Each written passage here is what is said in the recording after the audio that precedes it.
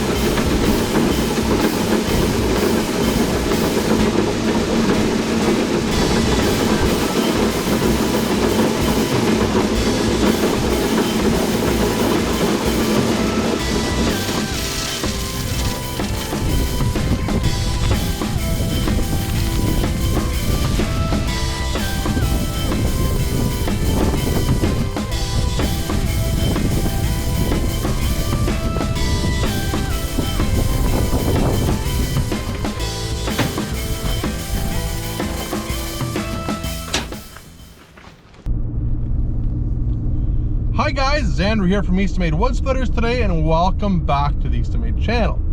Today I am just leaving Beech Grove Farms. We got some corn here to go feed the deer. We're gonna head up to hunting camp today and do a little bit of work. I got Dad's excavator up there and I'm gonna pull some prickly ash out and clear out some spots where we're gonna actually shoot. There's a couple of spots up at the camp where it's overgrown quite a bit. So something we've wanted to do the last couple of years, and I finally got a little bit of time to do it here the next couple of weeks, because deer season opens up on November the 8th, I think. It's the first full week in November here, so that's coming up.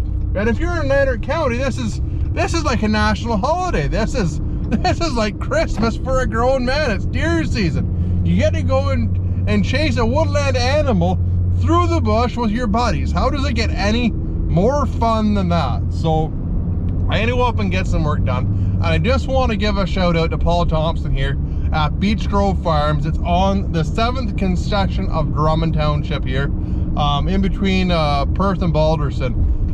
This is a fantastic setup that Paul's got here. They do fresh produce through the summer.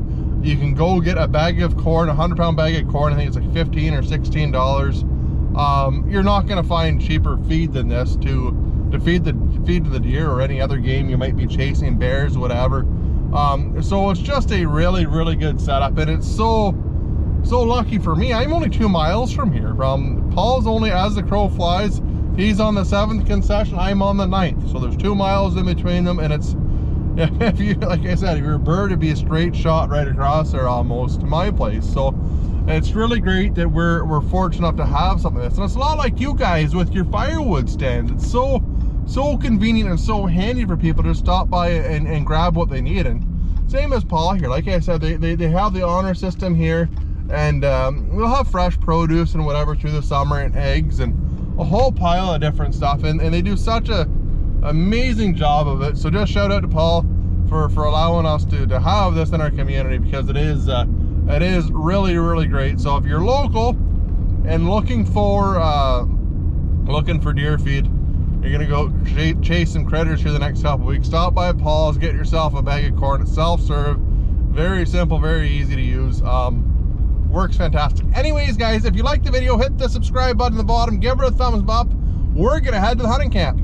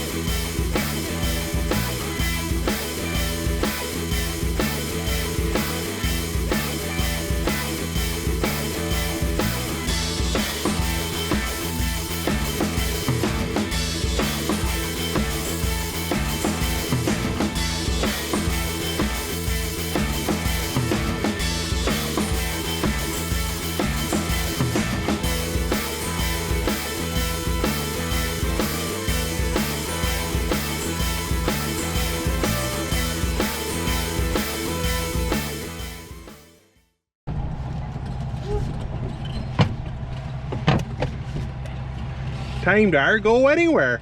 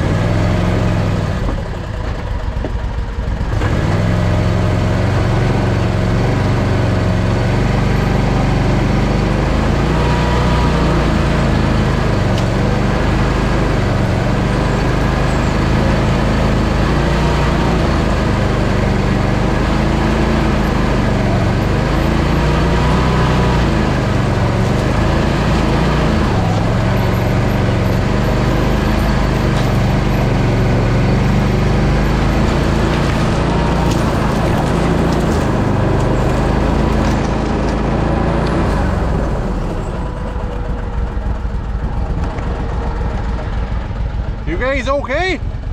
Looks like we made her. Well guys, if you've never been in an Argo before, that's exactly what these things are really good at. You just point them and drive. They'll crawl over, climb over, just about anything. Those tracks on, you go across almost any swamp. They are absolutely amazing if you're an outdoors person. They work great. But here's my predicament up here in the bush. As you can see, this is the highest vantage point for a long ways. There's some nice, well, there's a couple of mature trees here once you get all this prickly ash out of here. But this is what we call Diggy's Hill. Down on the other side here, I've already done a lot of work there. I've been up here the last couple of days when I get time. Right now it is 2:15. I've got up here and I have to be home by 4. So that's how much time I've got to think of this. I gotta be home to get the boys off the bus here, but I'm gonna try and tear some of this prickly ash out here today.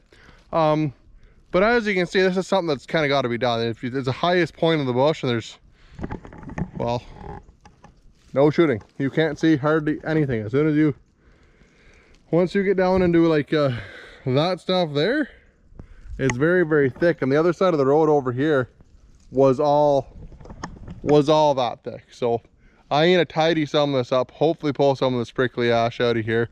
I've got a couple more spots to feed, but I will be back and we will fire up the excavator here. That's a machine. So you can see how open this left-hand side of the road is here. We've cleaned a lot of that up. It's just cleaned up really well for us. It did look like that. That's the top of the hill where we were. So you can see there's some pretty clean wide open shooting down here. There is a couple of really nice trees where you put tree stands in.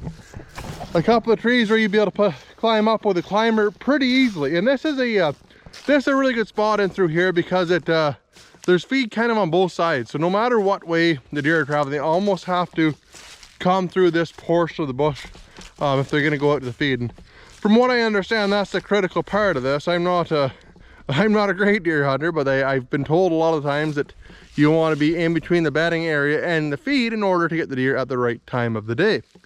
And we've been really fortunate to have this property up here. Dad and the guys have been hunting up here since about 82 or 83.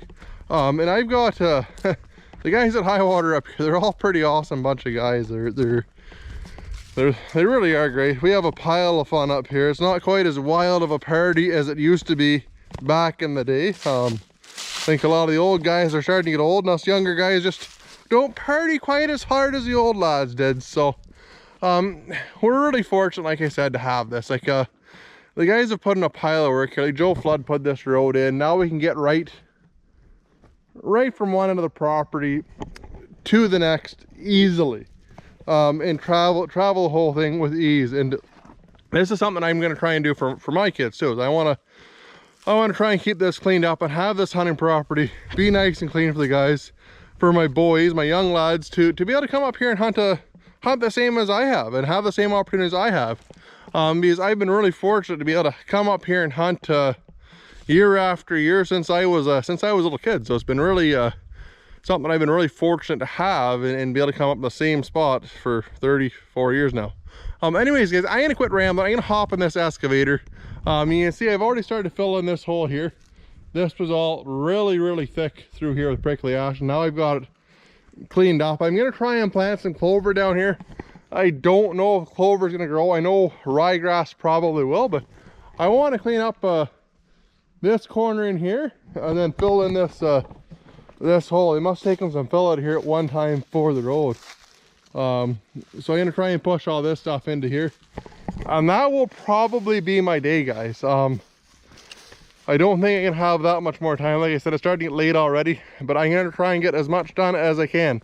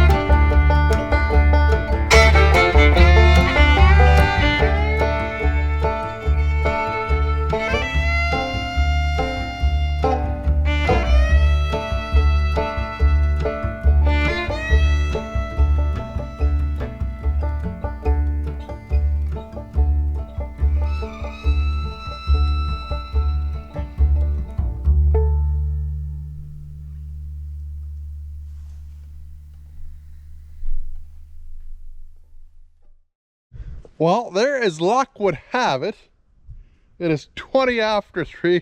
I gotta put some fuel in this. I thought I'd be able to run it for a wee bit longer. Thought I'd be able to make it at 4 o'clock before I had to put fuel in it, but the fuel light had come on it, so I've got to go get some fuel for it. And as luck would have it, when they put the tracks on my Argo, they put the tracks on too tight. It's kind of a process to put the tracks on the Argo, and the tracks are too tight. So when I went back to feed the corn, burned the belt up. I could smell it kind of going down the road a wee bit once I started moving. And by the time that I went, maybe the kilometer back into the bush, about halfway back, it was, I think she's pretty well pooched. So 20 after 3, I got to be home shortly thereafter 4. I've got probably, I would say a kilometer walk back out to the truck. So 3/4 of a mile back to the truck to get fuel. The Argo's here. The trailer is on the truck. So I'm not sure if I'm going to try and risk bringing the Argo back in here, or unhook the trailer, or carry the fuel can the 3/4 of a mile back in the excavator here. So c'est la vie, I guess. I'm going to go get some fuel.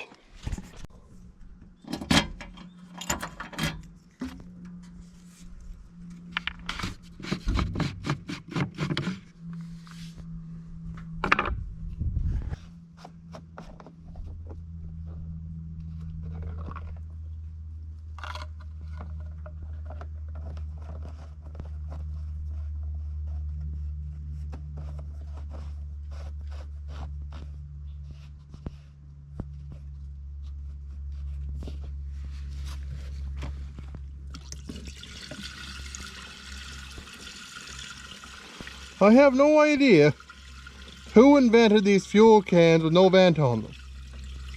I don't understand why somebody would ever make such a thing. When you open up the can, any fumes that are trapped inside there are going to escape anyways. It seems very counterproductive to me, and I'll tell you, as a redneck man that needs to use one of these things, it's very frustrating.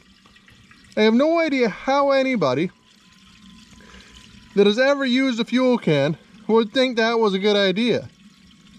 I just don't get it. What you end up having is fuel cans that have holes poked in the top of them that end up leaking fuel all over the place. And it doesn't seem to matter which way you turn that. That vent on that spout just doesn't work. It's the most infuriating thing in the world. Let me know your thoughts on that, guys.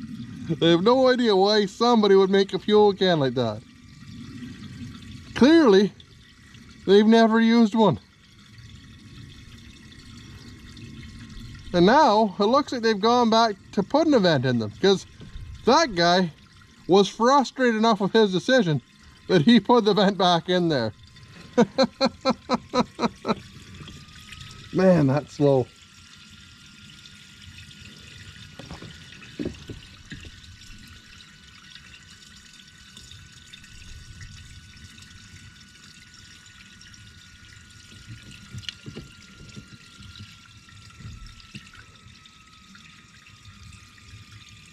Right about now, I wish I had a slip tank in the truck. However, I don't do enough of this stuff that it would warrant anything that fancy.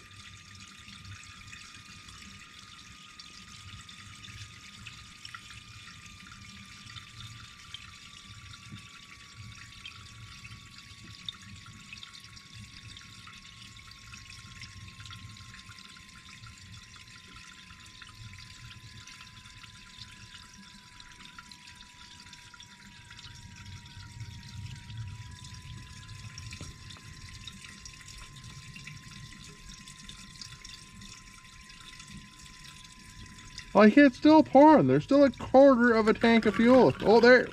Oh, there's some air going into her now.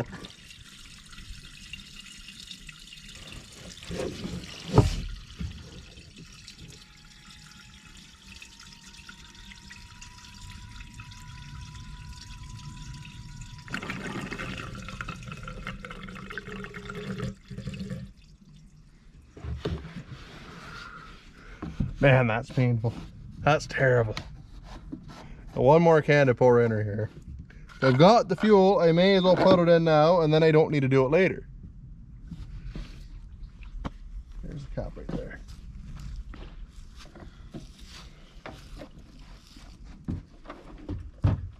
So there's that can. Now here's my brand new can. I just got this baby today, because I knew I'm gonna be up here doing this. And I'll probably be up here for a wee while getting this all done. So they still have the vented nozzle, which I don't understand. If it's got a vent in the back of it, it doesn't need to have the vented nozzle. I don't really get that either. Seems like society runs backwards sometimes. Oh, stuff's happening now, folks. Look at that. Must have spent $35 of fuel there almost. Oh, that one's going down quick. Look at that. Take that. Oh, she's going now.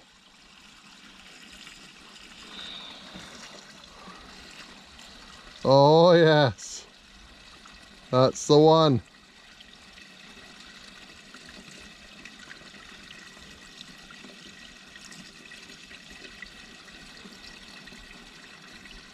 Like, why would they ever get away from a vented fuel can? That just works so much better. It's called atmospheric pressure. It's a marvelous thing.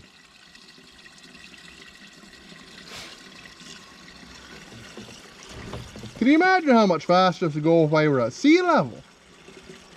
Just be flying out of that can. Oh, that's happiness right there. Well, by the looks of it, it's got more than a 10-gallon tank on it. I don't know how big the tank is on this excavator, but there's 10 gallons in her. And it looks like it might... Oh, she's filling up now. Oh. It's about a 10-gallon tank on the bed. Right there, we're getting close.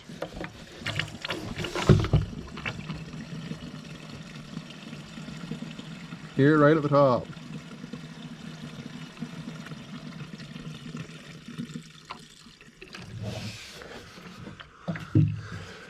Let's keep going.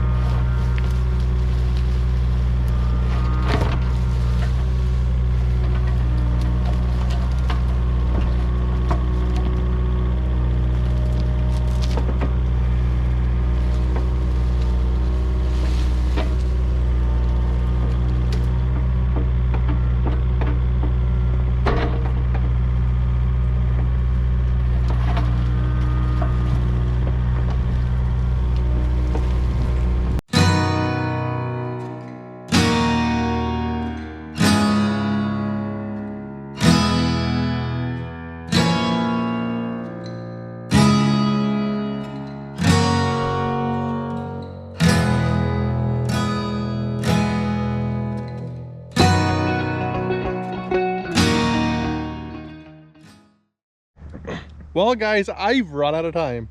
It is about 10 to 4 here. I've got to get my Argo loaded back up and I've got to make it back home for 4:30 before the boys get off the school bus. But anyways, that's what I was up to today. I was up here, I was just, like I said, it's deer season coming up. I'll hopefully take you guys along for a couple of hunts there if I can. If we get some hunts, I'll try and get some footage of that for you. It's we run dogs here. So it's an awful fun hunt. It's not like still hunting or sitting in a stand. I do bow hunt a lot, but running the dogs, it's a pile of fun. It's hearing the dogs and seeing the deer go through the bushes is awfully fun, and hopefully now we'll actually be able to see them go through the bush. This is one spot where they crossed a lot, and depending on where you were standing, you wouldn't even see them. So hopefully we got like I said, we got that corner kind of cleaned up where I want. I'm gonna go up the hill a wee bit and around the corner and do the other side of the road here. Hopefully before hunting season. I have a few other spots I want to get tidied up, so hopefully I can get there, time permitted, obviously. Anyways guys, if you liked the video, give her a big thumbs up, hit the subscribe button on the bottom. I really appreciate everybody's support. I appreciate everybody watching these videos. It means the world to us, and I really hope to see you on the next one.